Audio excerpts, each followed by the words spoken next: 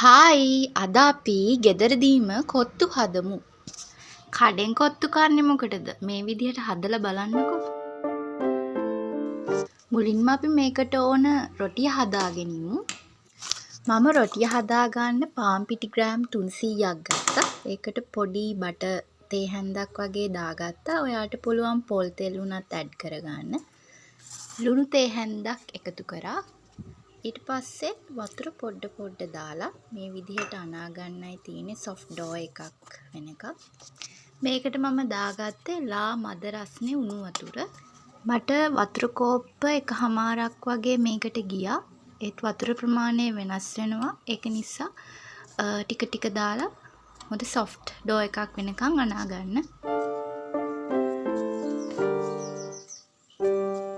අවශ්‍ය නම් පොල් තෙල් පොඩ්ඩක් මේ වෙලාවේදී ඇඩ් කරගන්න. මම ඊට පස්සේ මේ වගේ පොඩි බෝලවලට කඩලා විනාඩි 10ක් වගේ වහලා තියාගත්තා. තව ටිකක් මේක සොෆ්ට් වෙන්න. ඒ අතරේ මම මේකට අවශ්‍ය එළවලු ටික කපා ගත්තා. මේකට මම කැරට් සුදු ලූණු බික් 3ක් විතර, ලූණු ගෙඩියක්, ලීක්ස් මාළු මිරිස් කරලක්, මිරිස් කරල් 2ක් විතර. ඊට පස්සේ මම දාගත්තා නයි මිරිස් කරල් 2ක් වගේ. සැරට ගොඩක් කැමති නැත්තම් ටිකක් මිරිස් අඩු කරලා ඇඩ් කරගන්න. ඊට පස්සේ මම කැරට් ටික පොඩිවට ගාගත්තා. ඉතින් කොත්තුවට එළවලු පොඩිවට කපලා දාගත්තාම තමයි ගොඩක් රස. ඒකින්ද පොඩිවට එළවලු ටික කපා ගන්න. සුදු ලූණු ටිකත් මම මෙහෙම හීනියට ගාගත්තා. ඉතින් තලලා ගන්නත් පුළුවන් කැමති විදිහක් කරන්න. ඉතුරු එළවලු ටිකත් මම මේ විදිහට හීනියට කපා ගත්තා.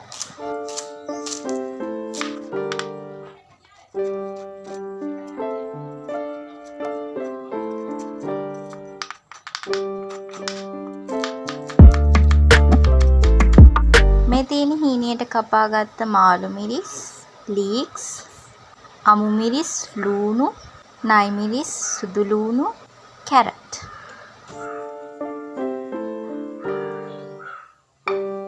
මේ මිනිත්තු 10කට පස්සේ පිටි බෝල ටික.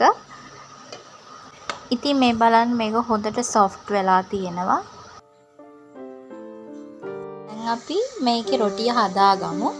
ඉස්සෙල්ලාම මෙහෙම බෝල ටික අරගෙන පොඩ්ඩක් මේ රවුමට හදාගන්න මේ විදිහට.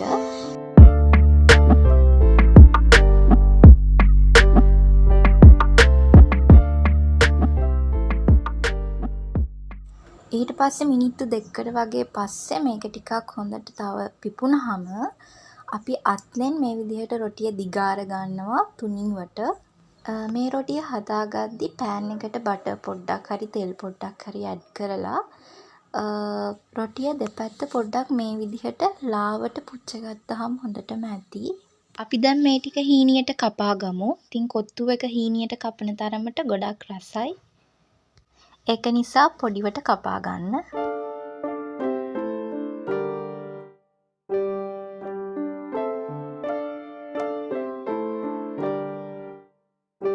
මේ තියෙන්නේ පිටි ග්‍රෑම් 300කින් අපි හදාගත්තු කොත්තු එකේ රොටි ටික. දෙන්නෙකුට වගේ හොඳටම කන්න ප්‍රමාණවත් තරම් රොටි ටිකක් හැදිලා තියෙනවා. කොත්තුව හදාගන්න පෑන් එකකට පොල් තෙල් ටිකක් ඇඩ් කරලා කැමති නම් බටර් ටිකකුත් ඇඩ් කරගන්න තවත් රස වෙන්න. තෙල් ටික රත් වෙද්දී මේකට සුදු ලූණු ටික ඇඩ් කරගන්න.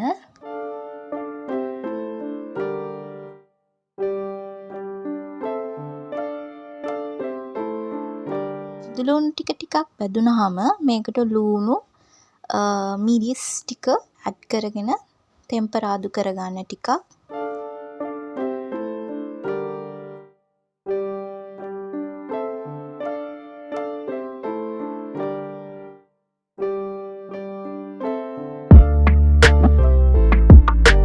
ඊට පස්සේ මම මේකට මාළු මිරිස් ටික ඇඩ් කරගන්නවා.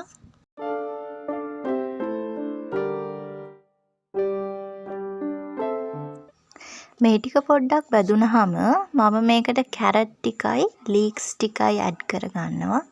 කොළ පාට ලීක්ස් කොළ වලින් කපාගත්ත පොඩි කොටසක් තියාගන්නවා. බාන්න කිට්ටුව ඇඩ් කරගන්න. මේ ටික ටිකක් වැදුනහම මම මේකට ලුණු හැඳි භාගයක් එකතු කරගන්නවා.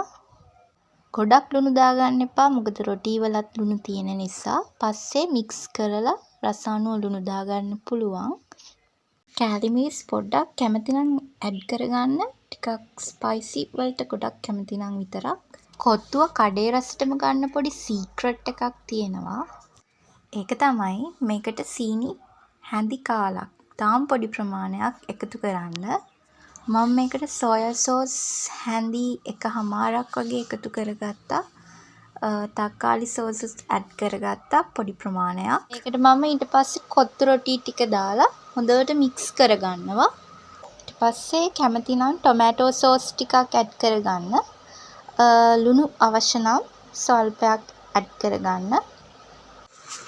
මම මේ දාගන්නේ අර ඉස්සෙල්ලා ඉතුරු කරලා තියාගත්තු ලීක්ස් වල ඉතුරු කොටස. ඊට පස්සේ උණු උණුවෙන්ම කන්න තමයි තියෙන්නේ. ඉතින් ඇත්තටම ගොඩක් රසයි. පොඩ්ඩක් සැරයි මේක මිරිස් ටිකක් වැඩිපුර දාපු නිසා. ඒක නිසා මිරිස් ටිකක් ඔයාලා අඩුවෙන් දාන්න. පොඩි අය එහෙම කනවා නම් අනිවාර්යෙන් හදලා බලන්න. ඉතින් අපිත් එක්ක එකතු වෙලා හිටියට ගොඩක් ස්තුතියි. subscribe කරලා දිගටම අපිත් එක්ක එකතු වෙලා ඉන්න.